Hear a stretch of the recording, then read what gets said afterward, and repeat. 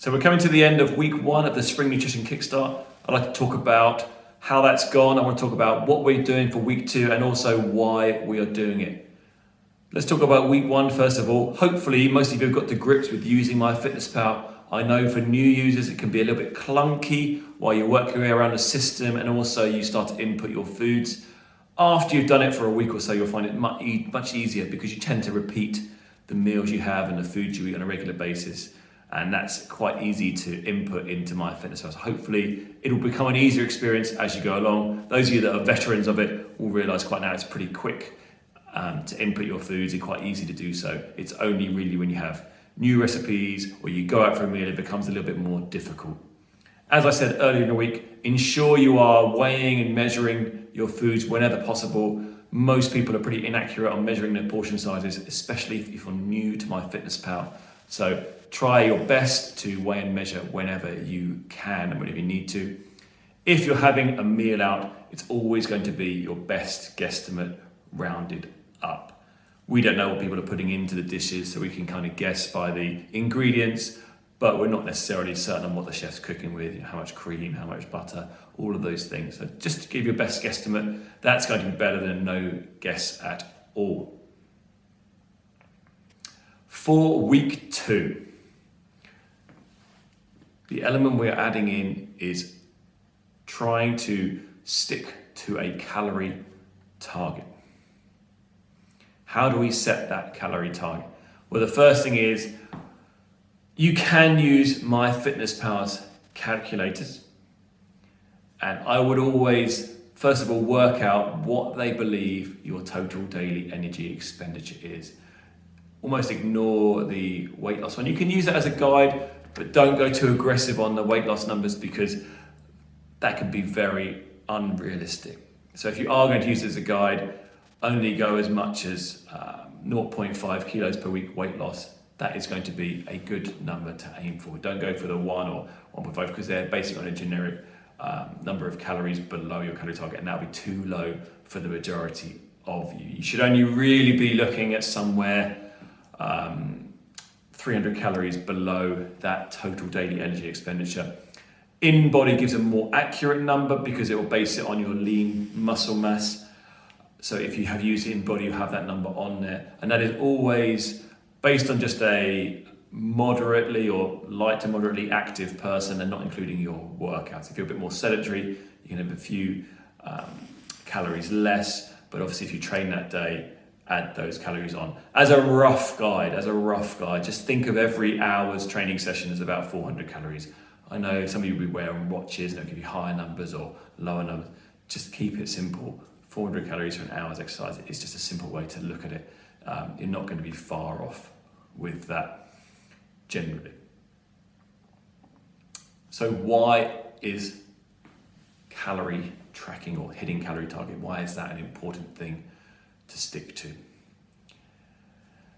The obvious one that I'm not actually going to talk too much about is the calories in, calories out weight loss equation.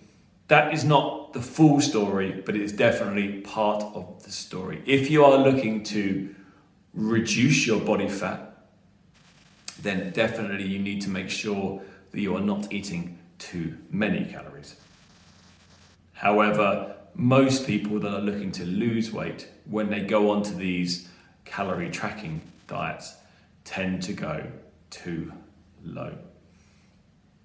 Why is hitting a specific calorie number important? So hitting that number and not going too low, why is that important? Well, there's 3 things that are going to happen if you go too low on your calories.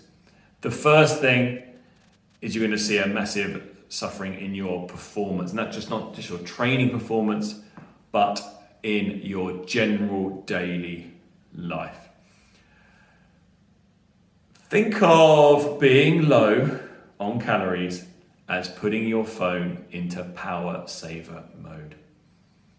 Your body will tend to adapt, especially if you do this over a long term, it will adapt to that calorie number. So your body will shut down non-essential processes to enable you to function on a lower calorie intake.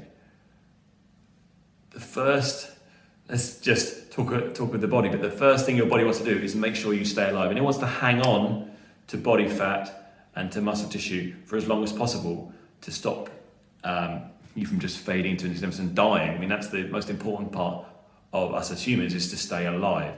So when we when we maintain a super low calorie number for a long period of time, our body will adapt by shutting down processes and performing at basically a lower energy rate.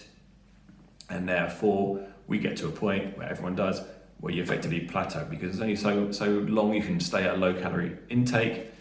Your body will start to adapt, you'll stop losing weight, and you just won't be able to cut your calories any lower and lower. And then what's going to happen is you're going to hit failure. And that's what happens anyway if you have too low a calorie intake. You will fail on your diet, because what will happen is you will get to a point where you feel like you're starving, okay? Where you are so hungry, so fatigued, so low in energy that you are going to break and you're going to start eating more. And this generally happens for most people in the weekends. They'll have a 1200 calorie a day, which is too low for any person, okay, unless you're very, very small, too low a calorie and very inactive.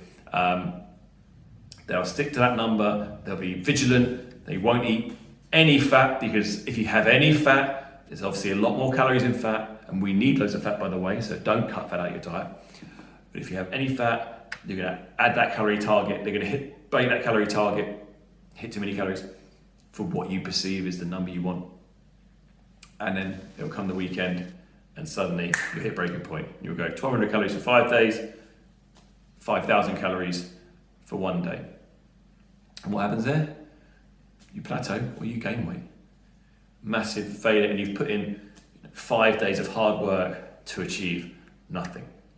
It's so important that you hit a calorie number that is correct for you, that is somewhere within 300 calories of the calories that you are burning that day. So important. It's going to make you maintain the feeling of satiation. You're going to keep your performance up. You're not going to make massive adaptations to your metabolism, which is going to affect your ability to lose weight long term. And it's going to give you long-term results. We don't want your body to adapt to a lower calorie intake. If your body adapts to a lower calorie intake, it's going to be nigh on impossible for you to lose weight long term. That is why the most successful diet habits are in phases. And that means we have a cut phase. For example, this nutrition kickstart could be, if you're trying to lose body fat, your cut phase. A period of time in which you are maintaining a lower number of calories. There will then be a maintain phase. That's when you get your metabolic rate back up by consuming more calories, giving your body all the energy it needs to survive and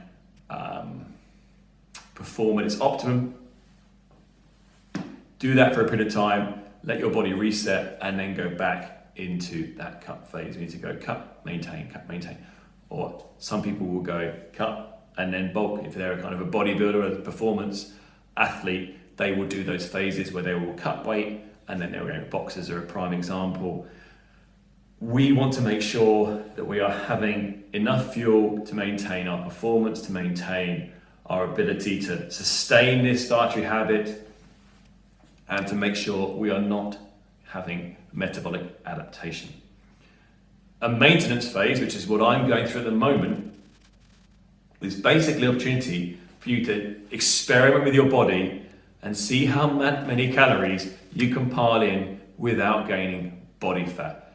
Okay, that's kind of where we kind of find our optimum calorie intake. This is what I use this tracking phase for, is to find my optimum calorie intake. I want to be able to eat as much food as possible to maximize my performance, to maximize my metabolism, basically supercharge my body, but not gain body fat. If you're tracking what I'm doing on MyFitnessPal, you'll see I'm trying to get to around 4,000 calories a day. I've been doing that for a few weeks now, I think about 4 weeks now. And initially there was a slight gain of, I think maybe 1.5 kilos when I first did that, and that's going to be expected when you go from a cut phase to a maintenance phase. It's more just your body replenishing glycogen stores, things like that. But since then, I have gained 0 weight on that, and I'm trying to actually take on more food on a daily basis and see how that goes. Because what's going to happen is and I've seen my performance improve massively over that period of time as well. When I then do decide to go through a little cut phase and maybe strip a little bit more body fat, my body will adapt very, very quickly. Those people that are on 1200 calories for 6 months and have the odd binge day, they are going to never get to a point where they lose, but they're always going to be stuck where they are. And that's why those people are habitual dieters are so frustrated when they see people that go on a diet and lose weight really quickly. It's because there is those different adaptations, those people that are taking on enough food most of the time that they can actually lose weight when they need to. I hope that's not me rambling on too much there about that. If you've got any questions, a little bit more detail, obviously I can go into that with a message to you guys.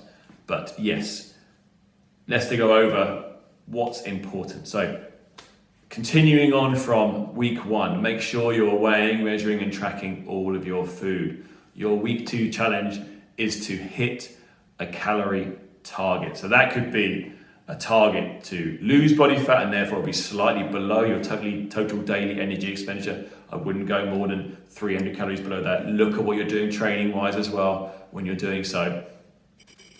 If you're looking to maximize your performance, make sure you're hitting your total daily energy expenditure plus your workout. If you're looking to gain weight, gain muscle, then make sure you're exceeding that. And it's going to be a horses for courses thing. This is why it's so important to be accurate, because we kind of have to track what we're doing, track what we're consuming, and see the adaptation our body takes.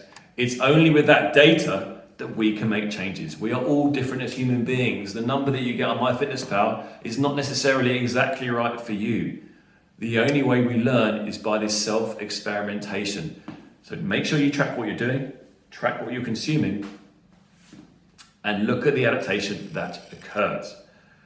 By looking at the adaptation, we can then make amendments. If we're trying to lose body fat and we're not losing body fat, we can make amendments. Do this over a longer period of time than 1 week, though. We can do that over the next 3 weeks. We can see what's happening there. If you're not gaining, you can eat far more calories. There's some people that struggle to gain weight, that struggle to gain muscle.